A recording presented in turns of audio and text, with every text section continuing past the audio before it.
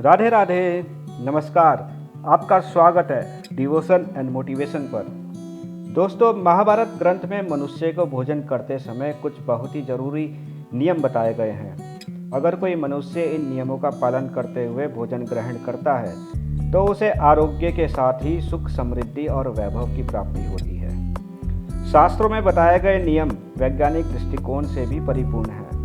इस प्रकार से भोजन करने पर मनुष्य सभी देवी देवताओं का आशीर्वाद प्राप्त करता है। आप भी भोजन करते समय इन नियमों का पालन अवश्य करें। तो आइए जान लेते हैं वो कौन से नियम है।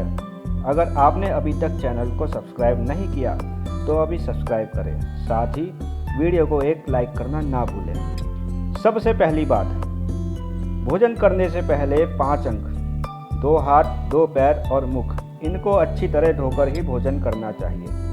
भोजन से पहले अन्न देवता एवं अन्नपूर्णा माता की स्तुति करके उनका धन्यवाद देते हुए तथा सभी भूखे प्राणियों को भोजन प्राप्त हो ऐसी प्रार्थना करके ही भोजन को शुरुआत करना चाहिए। भोजन बनाने वाली महिलाओं को स्नान करके ही शुद्ध मन से मंत्र जाप करते हुए ही रसोई घर में प्रवेश करना चाहिए। सबसे पहले 3 रोटियां एक गाय के लिए, एक कुत्ते के लिए और एक कौवे के लिए निकालनी चाहिए। फिर अग्निदेव को भोग लगाकर ही घर वालों को खिलाना चाहिए। भोजन किचन में बैठकर ही सबके साथ करें। प्रयास यही करना चाहिए कि पूरे परिवार के साथ बैठकर ही भोजन किया जाए।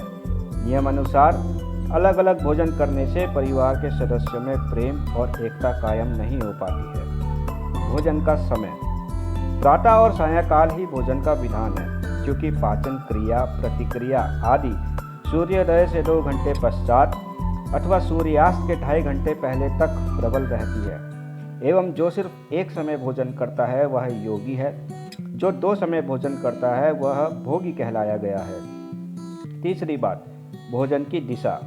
भोजन पूर्व और उत्तर की तरफ मुख करके ही करना चाहिए। दक्षिण दिशा की ओर किया गया भोजन प्रेत को प्राप्त होता है। इसके अलावा पश्चिम दिशा की ओर मुख करके खाने से रोग की वृद्धि होती है। चौथी बात, ऐसी अवस्था में भोजन ना करें। बिस्तर पर बैठकर या अपने हाथों पर रखकर या टूटे फूटे बर्तन में रखकर भोजन ना करें। मल मूत्र का वेग होने पर भी भोजन करना नहीं चाहिए। कलह अथवा क्लेश के माहौल में भी भोजन करना अनुचित माना गया है। अधिक शोर शराबे के स्थान पर भी भोजन करना अनुचित है। पीपल के वृक्ष के नीचे बैठकर भी भोजन नहीं करना चाहिए। परोसे हुए भोजन को कभी निंदा नहीं करनी चाहिए।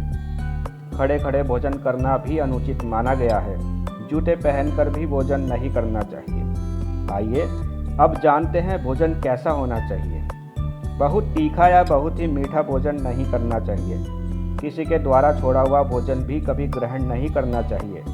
आधा खाया हुआ फल व मिठाइयाँ दोबारा नहीं खानी चाहिए। खाना छोड़कर उठ जाने पर दोबारा भोजन नहीं करना चाहिए। जो कोई भी ढिंडोरा पीटकर भोजन करा रहा हो वहाँ भी भोजन नहीं करना चाहिए। पशु या कुत्ते के द्वारा छुआ हुआ भोजन भी नहीं करना चाहिए। बाल गिरा हुआ भोजन भी ना करें। श्राद्ध का निकला हुआ बासी या मुंह से फूंककर ठंडा किया हुआ भोजन करना भी अनुचित है। अनादर युक्त अवहेलनापूर्ण परोसा गया भोजन भी कभी ना करें। कंजूस के द्वारा, वेश्या के हाथ का, शराब बेचने वाले के हाथ का दिया भोजन भी और ब्याज का धंधा करने वाले व्यक्ति के द्वारा दिया गया भोजन भी कभी करना नहीं चाहिए। छठी बात, भोजन करते समय ध्यान रखें। भोजन करते समय मौन रहें। रात्रि के समय भरपेट ना खाएं। अगर भोजन करते समय बोलना आवश्यक है तो केवल सकारात्मक बातें ही करें। भोजन करते समय किसी भी प्रकार की समस्या पर बातें ना करें।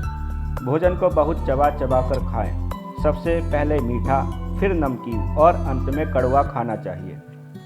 थोड़ा सा भोजन करने वाले को आरोग्य, आयु, बल, सुख, सुंदर संतान और शौर्य प्राप्त होता है।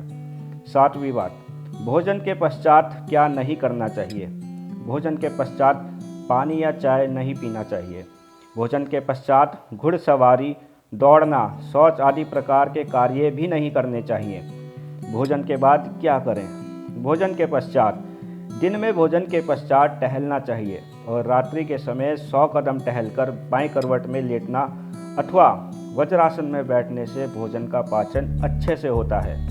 भोजन के 1 घंटे के बाद मीठा दूध, फल खाने से भोजन का पाचन अच्छी तरह से होता है। भीष्म पितामह ने अर्जुन को महत्वपूर्ण संदेशों में कहा है कि जिस थाली में पैर लग जाए उस थाली का त्याग करना चाहिए। भीष्म पितामह कहते हैं कि भोजन के दौरान थाली में बाल आने पर उसे वहीं पर छोड़ना चाहिए। बाल आने पर खाए जाने वाले भोजन से दरिद्रता का सामना करना पड़ सकता है।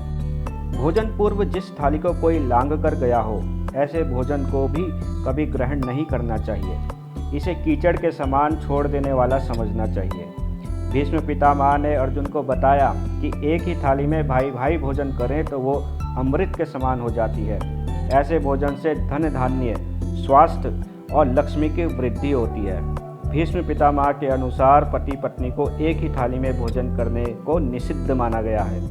भीष्म पितामह के अनुसार एक ही थाली में पति पत्नी भोजन करते हैं तो ऐसी थाली मादक पदार्थों से भरी मानी जाने वाली होती है। पत्नी को पति के भोजन करने के उपरांत ही भोजन करना चाहिए। इससे घर में सुख समृद्धि बढ़ती है। तो दोस्तों, ये थी वो महत्वपूर्ण बातें जो महाभारत में बताई गई हैं। अगर ये जानकारी आपको पसंद आई तो चैनल को सब्सक्राइब करें, साथ ही वीडियो को लाइक और शेयर करें और कमेंट में जय मां अन्नपूर्णा लिखना ना भूलें। राधे राधे, जय श्री कृष्णा।